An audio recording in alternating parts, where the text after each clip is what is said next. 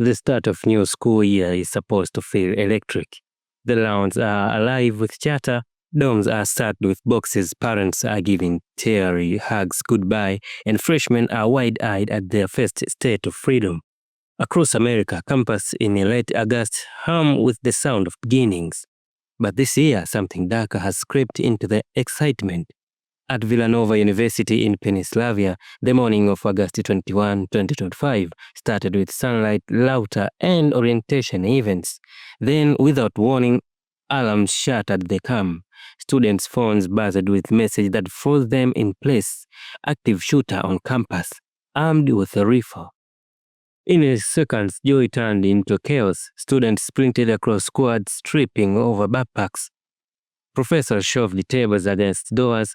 Some crouched under desk, sending frantic texts. "Mom, Dad, I don't know if I'm safe."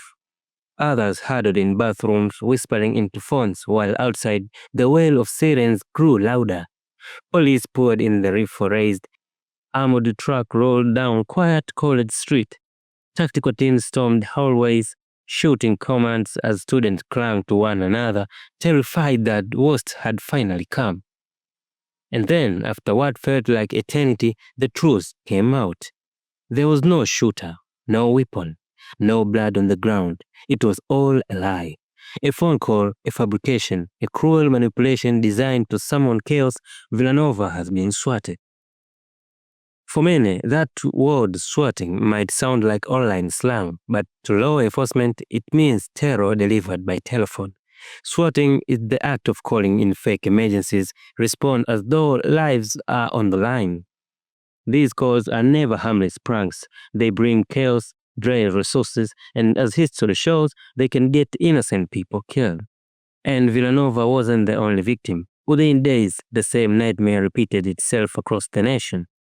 The University of Kansas in Fayetteville locked down after a nearly identical call. The University of South Carolina's library was evacuated in panic when a hoax report came in. At Tennessee's Chattanooga campus, students barricaded themselves in classrooms. Kansas State, Northern Arizona, Iowa, and the University of Texas at San Antonio each forced to relieve the terror. Every time the pattern was the same, a chilling emergency call, a massive police response, terrified students, and eventually the revelation that it was all fake. Yet for those trapped in the moment, it felt entirely real.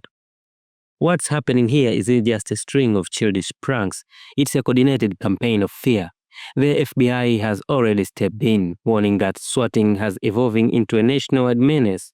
Investigators believe these calls are not random. They calculated time to hit campus during their most vulnerable season, the very start of the fall semester. And so in August 2025, as students across the country tried to begin their academic journeys, they were instead thrust into lockdown, evacuation, and moments of terror they'll never forget. The question now is simple and terrifying. Who is behind this wave of hoax attacks? And how far are they willing to take it?